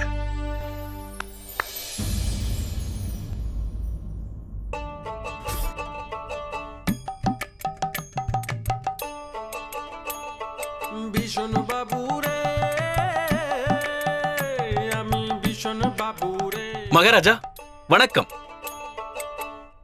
அண்ணா, இவரோட பேரு பிஷன் பாபு. வங்காளத்தை சேர்ந்தவர். அங்க இவர் சக்தி வாய்ந்த அஸ்திரங்களை தயாரிக்கிறதுல கை தேர்ந்தவர். ரொம்ப ஆக்கப்பூர்வமான அஸ்திரங்களை தயார் பண்ணிருக்காரு. அதனாலதான் நான் விஜயநகரத்தோட படையை இன்னும் வலிமை மிக்க படையா மாத்தணுன்றதுக்காக இவரை அழைச்சிட்டு வந்திருக்கேன். நான் இவரை பத்தி அவரே சொல்லி கேட்கணும்னு விரும்புறேன். நீங்க யாரு என்னன்னு விளக்கமா சொல்லுங்க. அண்ணா, நீங்க நினைக்கிற மாதிரி எல்லாம் ஒண்ணும் இல்ல. வங்காளத்துல இருந்து வந்திருக்கீங்க. ஆமா ராஜா. ஆயுதங்கள் விஷயத்துல அதீத ஞானமும் இருக்கு. ஆமா ராஜா. இந்த இடத்துக்கு எப்படி வந்து சேர்ந்தீங்க? மகாராஜா, அது ஒரு பெரிய கதை. ஆனா நான் ரொம்ப சின்னவன். என் கிராமமும் ரொம்ப சின்னது. ஆனா மகாராஜா, அது உங்களுக்கு இல்ல. அதாவது அந்த குடுப்பனை உங்களுக்கு இல்லைன்னு சொன்னேன். அதாவது நான் பிறந்தது வங்காள குடும்பத்துல ராஜா. குஷியோ குஷி. மகாராஜா, குஷிக்கு அர்த்தம் எங்க கிராமத்துல சந்தோஷமா, ரொம்ப சந்தோஷமா இருக்கிறது. மகாராஜா, எனக்கு சின்ன வயசுல இருந்தே திறந்த வெளியில விளையாடுறதுன்னா ரொம்ப பிடிக்கும். அதாவது ஒரு கல்ல எடுத்து நான் 2 மாங்க அடிப்பேன். எத்தனையோ பானைகளை நான் உடைச்சிருக்கேன். அப்பதான் மகாராஜா எனக்கு புரிய வந்தது, இந்த அஸ்திரங்களை செய்யற தொழில்ல நான் ரொம்ப சிறந்தவனா வருவேன்னு. ஆனா மகாராஜா, என்கிட்ட அப்ப பணம் இல்லாம போச்சு.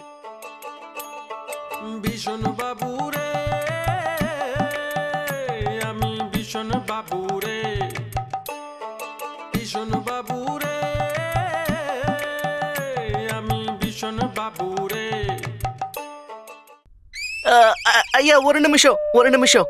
மகாராஜா என்ன கேட்டார்னா, நீங்க அஸ்திரங்களை தயாரிக்கிற தொழிலுக்கு எப்படி வந்தீங்க? என்ன அவசரம்? நான் பேசும்போது நீ குறுக்க பேசினா எல்லாத்தையும் நான் மறந்து போயிடுவேன். அதைத்தான் நான் சொல்லிக்கிட்டு இருக்கேன். மகாராஜா, அஸ்திரம் தயாரிக்கிற தொழில்ல நான் எப்படி கால் வச்சேன்னா, இந்த ஆயுதம் தயாரிக்கிற தொழில்ல இது வரைக்கும் என்னோட குடும்பம் சம்பந்தப்பட்டதே இல்ல. எங்க குடும்ப தொழில் துணி வியாபாரம் பண்றது மட்டும்தான். வங்காளத்துல எங்க சித்தப்பாக்கு ஒரு பெரிய பெரிய துணிக்கடை இருந்தது. குஷியா இருந்தது. இருந்தாலும் போன வருஷம் எங்க சித்தப்பாவுக்கு ஆயிடுச்சு. அதாவது சொர்க்கத்துக்கு போயிட்டாருன்னு சொன்னேன். இல்லங்க, அதுக்கு சாத்தியமே இல்ல. பண்டிதரே, எப்படி சாத்தியம் இல்லைன்னு சொல்ல வரீங்க? கீதையில பகவான் ஸ்ரீகிருஷ்ணர் என்ன சொல்லியிருக்காரு? ஆத்மா அழியாதது, உடல் ஒரு காற்றுப்பை. அதுக்கு என்ன அர்த்தம்? யாரெல்லாம் பிறக்குறாங்களோ அவங்க எல்லாம் இறந்துதான் ஆகணும். அதே மாதிரி எங்க சித்தப்பா பிறந்தாரு, அப்புறம் இறந்தாரு. இதுதான் விதி. இல்லங்கய்யா, நான் சொல்ல வரத நீங்க சரியா புரிஞ்சுக்கலன்னு நினைக்கிறேன். நீங்க எங்க விருந்தாளின்னு சொல்ல வந்திருக்கேன், அவ்வளவுதான். அப்புறம் எதுக்கு சாத்தியம் அசாத்தியம்னு சொன்னீங்க மகாராஜா? ஐயோ பொறுங்க, நான் சொல்ல வந்தது அந்த அர்த்தத்துல இல்ல. வந்ததுல இருந்து நீங்க நின்னுகிட்டே பேசுறீங்களே, அதுக்குதான் சாத்தியம் இல்லங்கிற. நீங்க எங்க விருந்தாளி, போய் உங்க ஆசனத்துல உட்காருங்க. சரிதானே மகாராஜா? அதுவும் சரிதான் மகாராஜா. ஆமா, நீங்க தயவு செஞ்சு உங்க இருக்கையில அமருங்க. அமர்றேன். ஐயோ, என்னாச்சு? என்னால இருக்கையில இருக்கமா உட்கார முடியாது. என்னால இருக்கையில இருக்கமா உட்கார முடியாது. ஏன்? அது மகாராஜா, உங்க ஆசனத்துல ஒண்ணும் கோளாறு கிடையாது. அண்ணா, அதுல உட்கார்றதுக்கு முன்னாடி வங்காளத்துல இருந்து நான் சாப்பிடறதுக்கு உங்க எல்லாருக்கும் ஒண்ணு கொண்டு வந்திருக்கேன். என்ன கொண்டு வந்திருக்கீங்க? சொல்லதானே போறேன். என்ன முந்திரி கட்டத்தனம்? ருசியான இனிப்பு பண்டம். மகாராஜா, நீங்க அனுமதி கொடுத்தீங்கன்னா அத பத்தி நான் கொஞ்சம் சொல்லுங்க.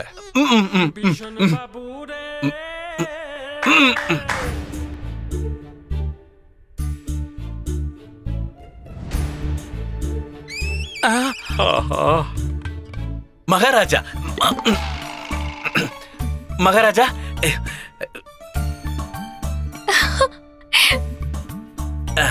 திறந்துட்டேன். மகாராஜா, இது உங்களுக்கு தான், எடுத்துக்கோங்க. அதெல்லாம் சாப்பிடக்கூடாது. நீ விரதத்துல இருக்க. அதிகமாலாம் சாப்பிட மாட்டேன். ஒரு 10-12 9 நாள் வரைக்கும் எதுவும் கூடாது. எங்க எல்லாருக்கும் முன்னாடி எங்க குருதேவருக்கு கொடுங்க. நீங்களே எடுத்துக்கோங்க குருதேவா. வேண்டாம் மகாராஜா, எங்க குருஜி எதுவும் சாப்பிடக்கூடாது. ஏன் சாப்பிடக்கூடாது? இன்னைக்கு இது ரொம்ப மிருதுவா வந்திருக்கு.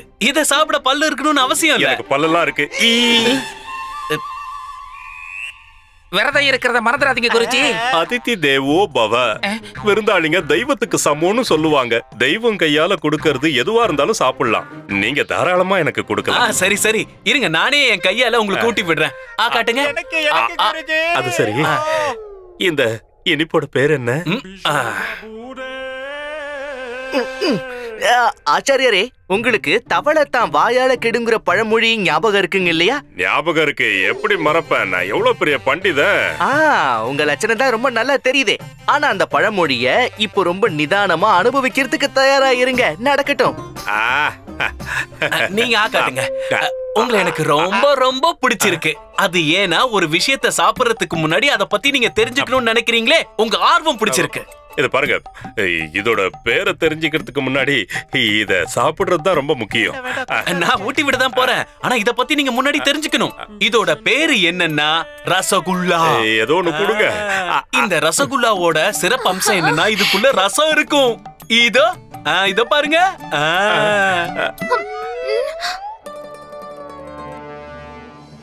எல்லாம் கீழே கொட்டிடுச்சு. ஆமா, ரசம் எல்லாம் கீழே போயிடுச்சு. குல்லா மட்டும் தான் மீதி இருக்கு. குருஜி, எதுக்கு தப்பான நேரத்துல உங்க வாயை திறந்து நீங்க கேள்விகளை கேட்டீங்க? சொல்லுங்க பாப்போம். பரவாயில்ல, நீங்க ஊட்டி விடுங்க. இருங்க, குல்லாவை பத்தி நான் சொல்லணும்ல. அதுக்கு அப்புறம் தான் இத நாம ருசிக்கணும். அதுக்குள்ள இது கெட்டு போயிடாதா? பண்டிதரே, இது என்ன பாலா கெட்டு போறதுக்கு? அதனாலதான் இது ரொம்ப மிருதுவா இருக்கு. பாருங்க, கீழே போயிடுச்சு. அதுவும் கைக்கு எட்டினது கிழவனோட வாய்க்கு எட்டாம போயிடுச்சு. பாத்தியா? இப்ப நான் எதை சாப்பிடுறது? நீங்க எதுக்காகவும் கவலைப்படக்கூடாது. இந்த பானையில இருக்க ரசகுல்லா மொத்தமும் உங்களுக்கு தான். அப்புறம் உங்களுக்காகவும் தான் மகாராஜா.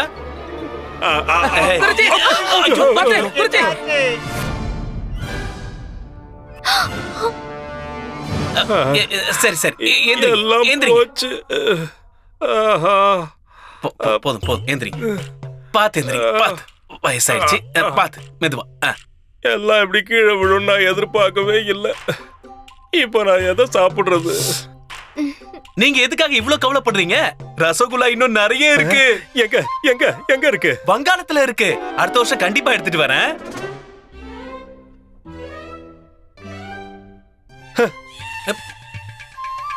என்னாச்சு இவருக்கு? மகாராஜா, விஷன் பாபு. மகாராஜா, உங்களை எங்க ராஜ்யத்துக்கு வரவேற்கிறேன். நீங்க கொஞ்ச நாளைக்கு எங்க ராஜ்யத்திலேயே தங்கி ராம்லீலாவை பார்த்துட்டு போங்க. ராம்லீலாவா? ஆமா சபையோர்களே, வருஷா வருஷம் நம்ம ராஜ்யத்துல நடக்கிற மாதிரி இந்த வருஷமும் ராம்லீலா நடக்கும். ஆனா இந்த வருஷம் அதோட ஏற்பாடுகள் இன்னும் சிறப்பா இருக்க போகுது, பிரம்மாண்டமா இருக்க போகுது. நம்ம ராஜ்யத்தோட முக்கியமான பிரஜைகள் எல்லாருக்குமே அழைப்புகளை ஏற்கனவே அனுப்பியாச்சு. பக்கத்து நாட்டுல இருந்து விருந்தாளிகள் வருவாங்க. இந்த தடவை நம்ம நாட்டோட மிக சிறந்த ராமலீலா குழுவை நான் வர சொல்லியிருக்கேன். அதனால இந்த வருஷம் நடக்க போற திருவிழா சிறப்பானதாகவும் ரொம்ப பிரம்மாண்டமானதாகவும் இருக்கும். சரியா சொன்னீங்க அண்ணா. இந்த வருஷம் திருவிழா ரொம்ப சுவாரஸ்யமா இருக்க போகுது.